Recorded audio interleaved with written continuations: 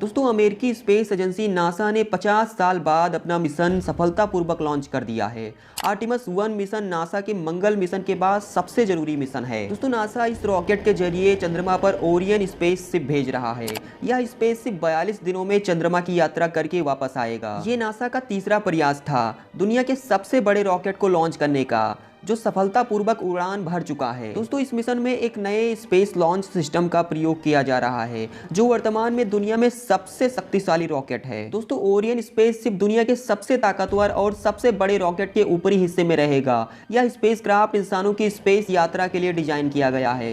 यह वह दूरी तय कर सकता है जो आज तक किसी भी स्पेसशिप ने नहीं की है। ओरियन स्पेसशिप सबसे पहले धरती से चंद्रमा तक 4.5 लाख किलोमीटर की यात्रा करेगा। उसके बाद चंद्रमा के अंधेरे वाले हिस्से की तरफ 64,000 किलोमीटर दूर जाएगा। दोस्तों ओरियन स्पेसशिप बिना इंटरनेशनल स्पेस स्टेशन से जुड़े इतनी लंबी यात्रा करने वाला पहला अंतरिक्ष यान होगा। दोस्तों आर्टिमस 1 मिशन के दौरान ओरियन स्पेसशिप और SLS रॉकेट चंद्रमा तक जाकर धरती पर वापस आएंगे और यह भविष्य में होने वाले मून मिशन से पहले का लिटमस टेस्ट है। अगर यह मिशन सफल होता है तो साल 2025 तक आर्टिमस मिशन के तहत पहली बार चंद्रमा पर एस्ट्रोनॉट को भेजा जाएगा। दोस्तों आर्टिमस 1 मिशन के बाद ही नासा के वैज्ञानिक चंद्रमा तक जाने के लिए अन्य जरूरी तकनीकों को डेवलप करेंगे ताकि चंद्रमा से आगे मंगल तक की यात्रा भी हो सके। दोस्तों नासा के केनेडी स्पेस स्टेशन पर SLS रॉकेट और ओरियन स्पेसशिप को लॉन्च पैड 39B से छोड़ा गया है। यह लॉन्च पैड अत्याधुनिक है। इस रॉकेट को 5 सेगमेंट वाले बूस्टर से लॉन्च किया गया है, जिसमें से 4 में RS-25 इंजन लगे हैं।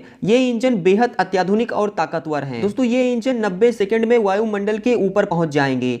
सॉलिड बूस्टर 2 मिनट से पहले ही अलग हो जाएगा। इसके बाद RS-25 इंजन करीब 8 मिनट बाद अलग होगा। उसके बाद सर्विस मॉड्यूल और स्पेसशिप को उसके बूस्टर अंतरिक्ष में आगे की यात्रा के लिए एक जरूरी गति देकर छोड़ देगा। दोस्तों ओरियन स्पेसशिप सर्विस मॉड्यूल के साथ क्रायोजेनिक प्रोपल्सन स्टेज के लॉन्च के 2 घंटे बाद होगा। उसके बाद 10 छोटे सैटेलाइट यानी क्यूब सैट्स को अंतरिक्ष में तैनात करेगा। ये सैटेलाइट्स इस मिशन के दौरान ओरियन की यात्रा और सुदूर अंतरिक्ष की गतिविधियों पर नजर रखेंगे। दोस्तों सर्विस मॉड्यूल को यूरोपियन स्पेस एजेंसी ने बनाया है। मॉड्यूल ही ओरियन का मुख्य प्रोपल्सन सिस्टम है। दोस्तों ओरियन स्पेसशिप चंद्रमा पर अंडाकार ऑर्बिट में चक्कर लगाएगा।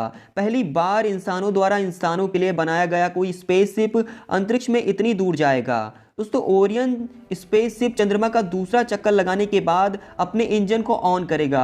उसकी ग्रेविटी से बाहर निकलकर धरती की तरफ यात्रा करेगा। ओरियन स्पेसशिप के धरती पर लौटते ही मिशन खत्म हो जाएगा। धरती पर लौटने से पहले उसकी गति 40,000 किलोमीटर प्रति घंटा होगी। दोस्तों वायुमंडल में आते ही गति 480 किलोमीटर प्रति घंटा हो जाएगी। उस समय इसे करीब 2800 डिग्री सेल्सियस का तापमान बर्दाश्त करना होगा। तब इसकी स्पीड कम होकर 160 किलोमीटर प्रति घंटा हो जाएगी। इसके थोड़ी देर बाद इसके 3 प्रमुख पैराशूट खुलेंगे। फिर इसकी गति 32 किलोमीटर प्रति घंटा हो जाएगी। दोस्तों तब यह स्पेसक्राफ्ट सैन डिएगो के पास प्रशांत महासागर में लैंड करेगा।